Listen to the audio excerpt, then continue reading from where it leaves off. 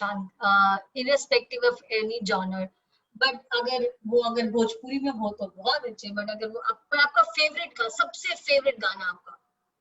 देखिए फेवरेट गाना तो मैं बचपन में जो है पापा से एक गाना सुनता था हमेशा और बहुत ज्यादा पसंद है। मैं वैसे मेरे पापा जो हैं मुकेश जी के बहुत बड़े फैन हैं। अच्छा।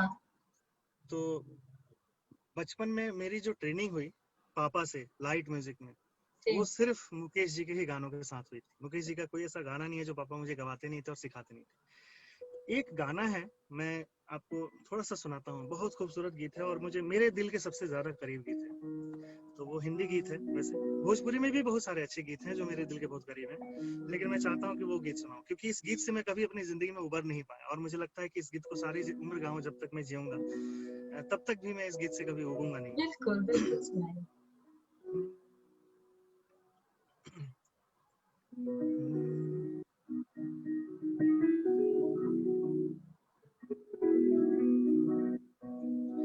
उसने जाना इधर आईना हूँ मैं तेरा, उसने जाना इधर आईना हूँ मैं तेरा, मैं संवारूंगा तुझे सारे गम दे दे मुझे, भीगी पल के न झुका आईना हूँ मैं तेरा, उसने जाना इधर आईना हूँ मैं तेरा।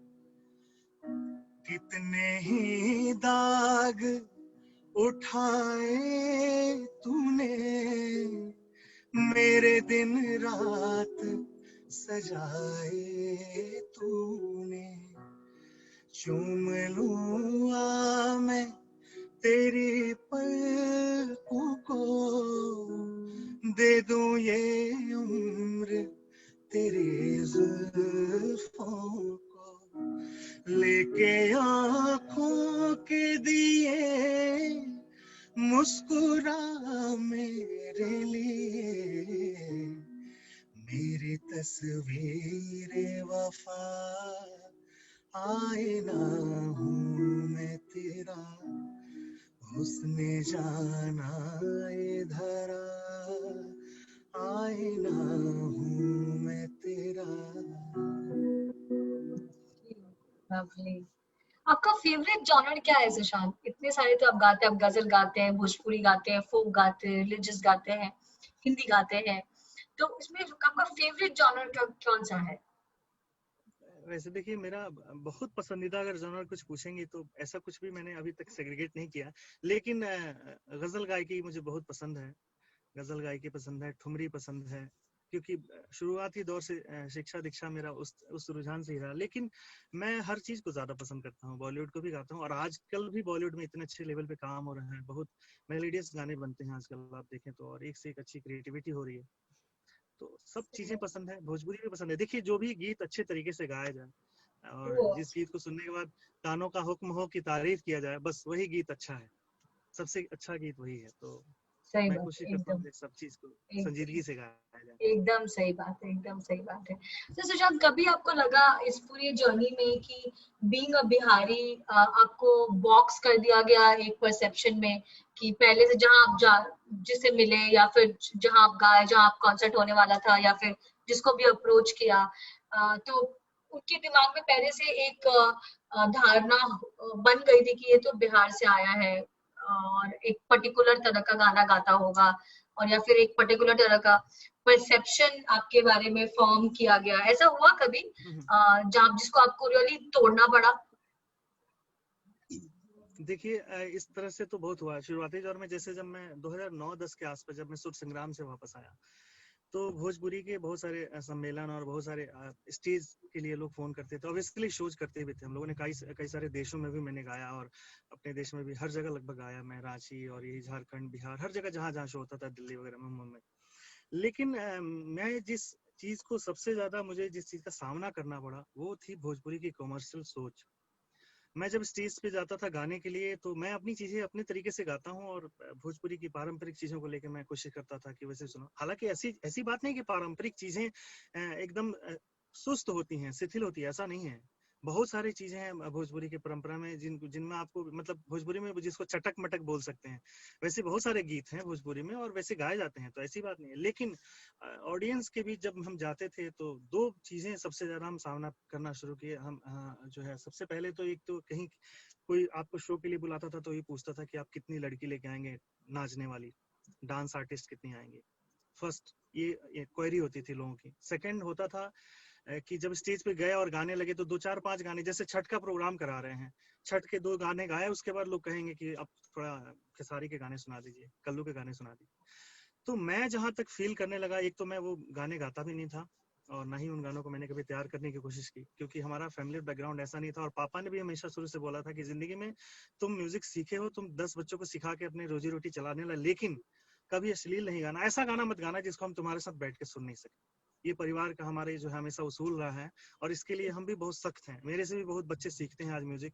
मैं सभी बच्चों को यही संदेश देता हूँ कि म्यूजिक करो, म्यूजिक कॉमर्शियल एंगल से सोचना बंद करो, तो म्यूजिक अपने आप अच्छा होगा। जिस दिन तुम सोचने लगो कि बस मुझे चिकनी चमेली गाना है और 5वें दिन ही गाना है, बस 10 दिन सीखना है और 10 दिन बाद परफॉर्म करना है, म्यूजिक वो खत्म हो जाता है, नहीं हो पाता।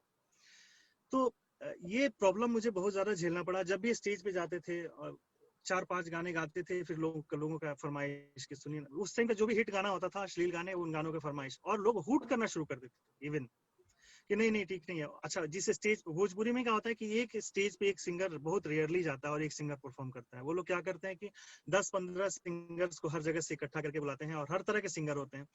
फिर उसमें हुट करेंगे, नहीं नहीं इनको हटाओ और उस फीमेल सिंगर को बुलाओ, वो ऐसे रसीली चीज सुनाएगी। तो ऐसा होता था शुरू शुरू में।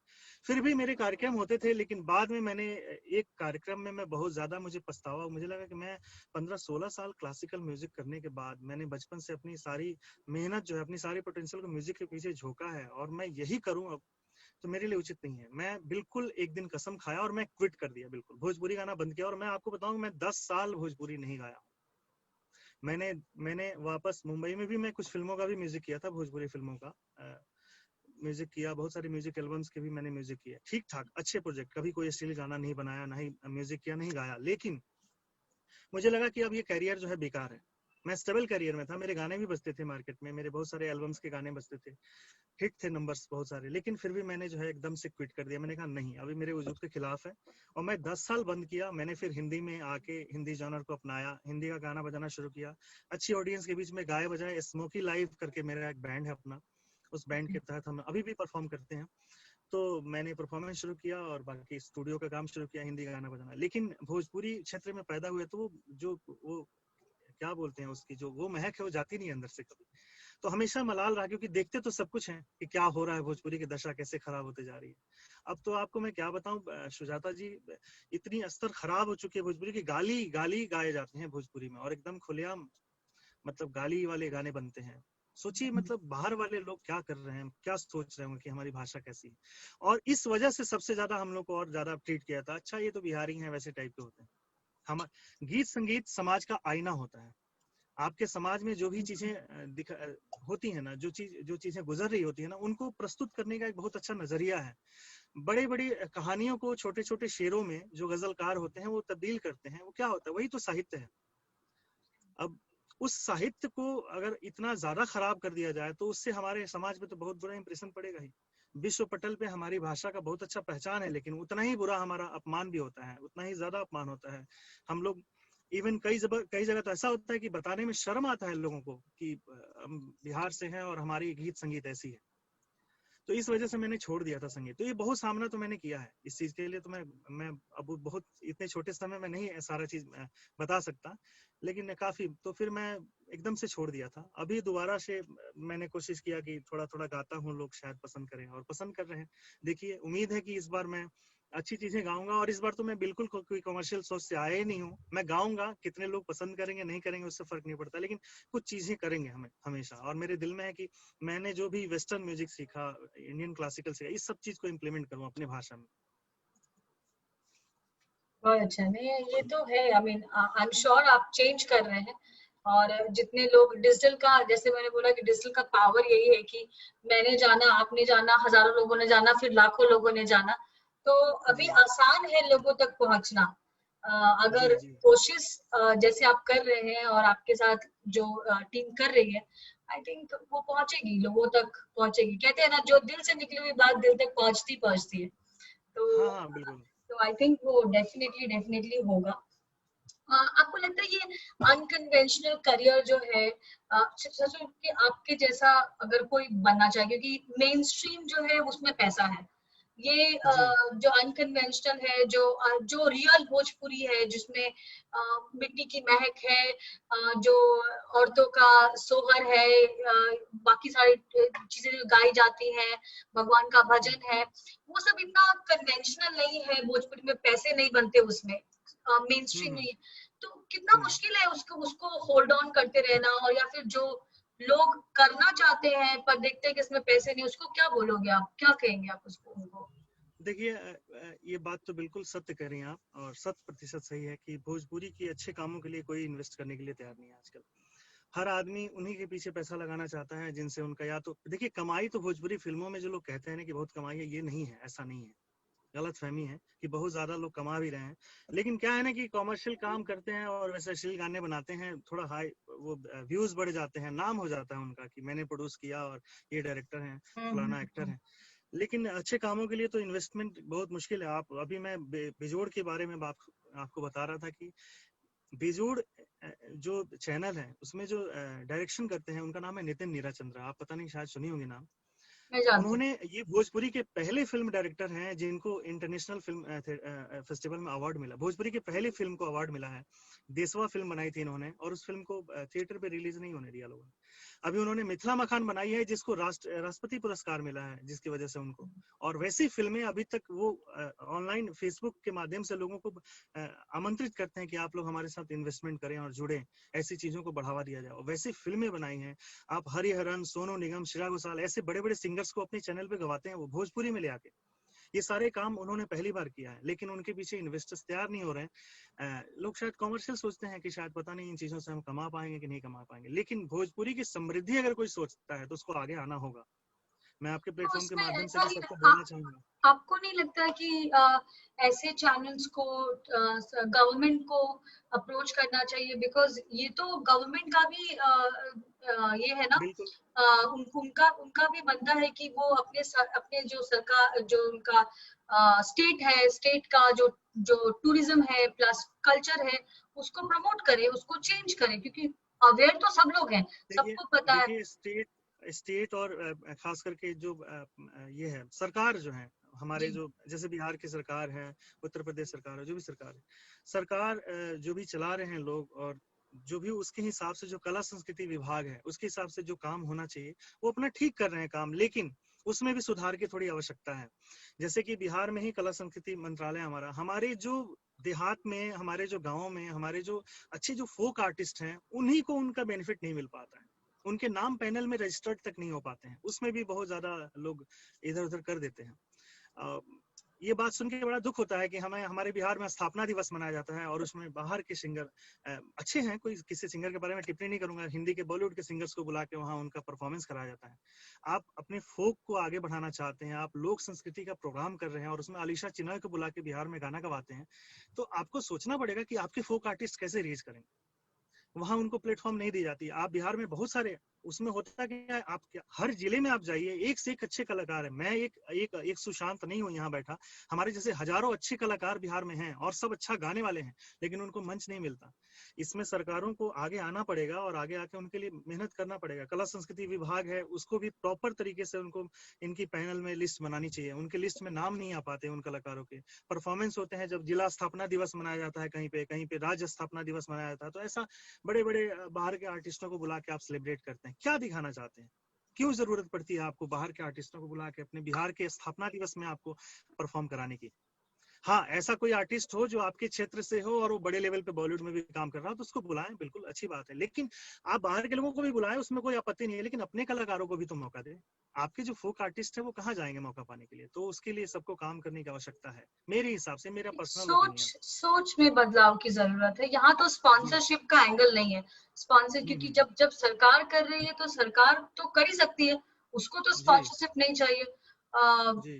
और मैं आपसे एक बात ये प्रॉमिस करती हूँ कि ये मुहिम जो जो आपने अभी बातें कही है, this is something that I will take forward through this channel and hmm. through my contacts, through our contacts, through people who are listening, I would uh, I would take it forward. That's a जी, promise. बिल्कुल। That's a promise बिल्कुल। because बहुत और बहुत शुक्रिया। और आप जैसे लोग जब जुड़ेंगे, आप लोग अपने प्लेटफॉर्म के माध्यम से इन सारी चीजों को बढ़ाएंगे। मैं तो यही चाहता हूँ कि जो हमारे फोक आर्टिस्ट हैं, जो एकदम, आपको मैं, आप कभी सुजाता जी, आप कभी आप सर्च करें या कहीं तरीके से इसके बारे में पता लगाएं तो एक से एक अच्छे आर्टिस्ट हैं, जिन मतलब जिनके घर में रोटियां बहुत मुश्किल से पकती हैं। इतने अच्छे अच्छे फोक आर्टिस्ट हैं, फोक जनरी गाने वाले लोग हैं। आप हमारे, अच्छा दूसरा क्या है कि कुछ लोग ऐसे सोचते हैं कि फोक आर्टिस्ट हैं वो, उनको भी बढ़ाना चाहिए। कुछ ऐसे भी हैं जो बहुत तैयार क्लासिकल आर्टिस्ट भी हैं, वो भी बहुत अच्छा फोक गाते हैं, लेकिन उनको स्टेज नहीं मिलते, उनको मौका नहीं मिलते। उनके लिए सरकार, राज्य सरकारों से भी मेरा नम्र निवेदन है कि वो लोग भी इनके लिए कुछ काम करें। इस जनरी पे काम होना बहुत जरूरी है। अगर ये देखिए, हम आपको क्या बोले थे अभी कि जो हमारा इंडस्ट्री का स्टैंडर्ड आज हो चुका है उसको रिमूव नहीं कर सकते हम, वी कांट रिमूव। हम लोग अश्लीलता नहीं हटा सकते। अश्लीलता हटाने का एक ही रास्ता है कि आप उसके पैरेलल एक अच्छी इंडस्ट्री खड़ा कर सकते हैं, और उस इंडस्ट्री से बिल्कुल इसकी पहचान जो है धूमिल होगी। जो अश्लील गाने वाले लोग हैं उनकी पहचान जो है धूमिल हो जाएगी, धीरे धीरे वो खत्म हो जाएंगे। उसके पहले एक अच्छी इंडस्ट्री खड़ा करने की जरूरत है, और उसके लिए सबको सपोर्ट करना पड़ेगा। क्योंकि इसके लिए कोई, अब मैं ही गा रहा हूँ, मैं आज इन्वेस्टमेंट के लिए मैं बोलूँ अगर किसी से, तो no one will invest for this, कि भैया कहवा के पियर माटी तू गईबा तो तारा खाती के इन्वेस्ट करी, गाय के गोबरा तो गईबा तो के इन्वेस्ट करी, अरे चटक मटक गाना गावा। तो कोई इन्वेस्ट करने के लिए तैयार नहीं होता है। तो ये प्रॉब्लम तो सबको झेलना पड़ता होगा। आज हम, चलिए ठीक है, हमारे पास अपना स्टूडियो है, आज मैं म्यूजिक डायरेक्टर हूँ, आज मैं अब कैपेबल हुआ हूँ 10 साल बाद कि आज मैं अपने गाने खुद से बना के लॉन्च कर सकूं, आज मैं अपना गाना बना के डाल सकूं, लोगों से जुड़ सकूं। तो लेकिन जो आर्टिस्ट जो हैं, जो देहात में फंसे हुए हैं और जो कुछ नहीं कर पा रहे, उनके लिए तो करना पड़ेगा। मैं अपने माध्यम से भी बहुत करने की कोशिश कर रहा हूँ। मैंने भी इस पे काम करना शुरू कर दिया है। एक से एक अच्छे कलाकारों से मैं बात कर रहा हूँ, सबको जोड़ रहा हूँ और सबको लेके आगे बढ़ना है। नहीं नहीं, आई एम श्योर ये करेंगे। शायद ये भी है कि शायद राइट चैनल नहीं है, राइट चैनल होना बहुत जरूरी है सरकार और आर्टिस्ट के बीच में, और उस गैप को भरने वाला चाहिए शायद, वो भी बहुत जरूरी है। अगर सब लोग मिलके यही बात करेंगे, अगर आर्टिस्ट बात करेंगे, स्पॉन्सर्स बात करेंगे, ब्रांड्स बात करेंगे, तो आई एम श्योर वो, और क्योंकि मैं, मेरा बैकग्राउंड ब्रांड का है, तो ऐसा नहीं है कि ब्रांड ऐसे लोगों को, फोक को नहीं देखते। शायद फोक हम तक पहुंचता नहीं है, या जो बीच में होता है चैनल, वो हम तक पहुंचता नहीं है। तो मैं, जैसे मैंने कहा कि मैं जो मेरी कोशिश है इस प्लेटफॉर्म के थ्रू और अपने नेटवर्क के through, I will take this forward. और अगर हमारे जो मंत्री हैं वो अगर इसको सुन रहे हैं, और हम चाहेंगे कि ये चीज हम उन तक पहुंचाएं कि इसमें चेंज लाने की जरूरत है, और इसको बदलना बहुत बहुत जरूरी है। इट्स हाई टाइम, बहुत जरूरी है, और बहुत इट्स हाई जरूरी है। टाइम। या और ये धीरे धीरे ये बदलेगा तो ज्यादा अच्छा होगा। और दूसरा कि जो कलाकार, जो भोजपुरी में क्या है, भोजपुरी क्षेत्र से जो अच्छे कलाकार हैं ना, जो बहुत बढ़िया म्यूजिशियन हैं, मैं कई सारे देशों में गया, मैं वहाँ पे म्यूजिशियंस मिले बजाने वाले, तो पता चला गिटारिस्ट जो हैं बलिया के रहने वाले हैं, पता चला कहीं पियानिस्ट जो पियानो प्ले कर रहे हैं वो हमारे आरा जिला के रहने वाले। तो ये सब देख के हमें लगता था कि अच्छा होता क्या है ना, कि जो भोजपुरी क्षेत्र में अच्छे आर्टिस्ट हैं वो मूव कर जाते हैं। जो पढ़े लिखे बहुत अच्छे जो डायरेक्टर हैं वो बॉलीवुड में फिल्में बनाते हैं। भोजपुरी चित्र के आपको पता ही होगा, बहुत सारे लोग हैं, बड़े बड़े फिल्म मेकर हैं, वो हिंदी के लिए काम कर रहे हैं, बाहरी भाषाओं के लिए काम कर रहे हैं, भोजपुरी के लिए काम नहीं करते। और इस वजह से भोजपुरी के जो उन्वान होते हैं फिल्मों के, वो खराब होते हैं। भोजपुरी फिल्मों के जो प्रेजेंटेशन होती हैं वो बहुत खराब होते हैं। भोजपुरी के जो कलाकार हैं, आप कोरोना आ गया तो कोरोना के ऊपर गाने बनाने शुरू, कोरोना लहंगा में कोरोना और ये सब गाने बनने लगते हैं। मतलब इतनी चीप टाइप के उन्वान होते हैं, इतने चीप टाइप के शीर्षक होते हैं गानों के, आप टाइटल जो है देखेंगे। ये इसलिए होता है क्योंकि जो अच्छे वर्ग के काम करने वाले लोग हैं वो मूव कर जाते हैं दूसरी तरफ। तो उन सारे आर्टिस्टों से भी मेरा रिक्वेस्ट है हमेशा कि आप आएं और भोजपुरी के लिए काम करें। आप अच्छी बात है कि आप हिंदी के लिए काम करें, दूसरी भाषाओं के लिए काम, हिंदी हमारी राष्ट्रभाषा है, हमारे अंदर बहुत सम्मान है, दूसरी भाषाओं के लिए भी काम करिए, लेकिन अपनी भाषा जो हमारी मातृभाषा है ये बहुत पीछे जा रही है और इसके लिए काम करने की जरूरत है। आप सबके सहयोग की बहुत जरूरत है। मैं सबको बिल्कुल बोलता हूँ, सबको आमंत्रित कर रहा हूँ इस चीज के लिए कि सब लोग काम करें। सुशांत, जाने से पहले एक गाना आप सुनाइए जो आपको बहुत पसंद है, रिसेंटली आपने इसको रिलीज किया हो और एक तरह से आपका सबसे लव्ड प्रोजेक्ट हो। देखिए, मैं जाते जाते आपको अभी मैंने बताया था कि एक राष्ट्रगीत हमने किया था जी। भोजपुरी में, अभी हाँ। जो हाँ। बेजोड़ चैनल के माध्यम से ही हुआ था।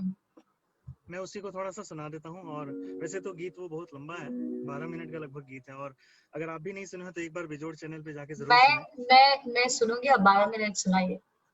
जी।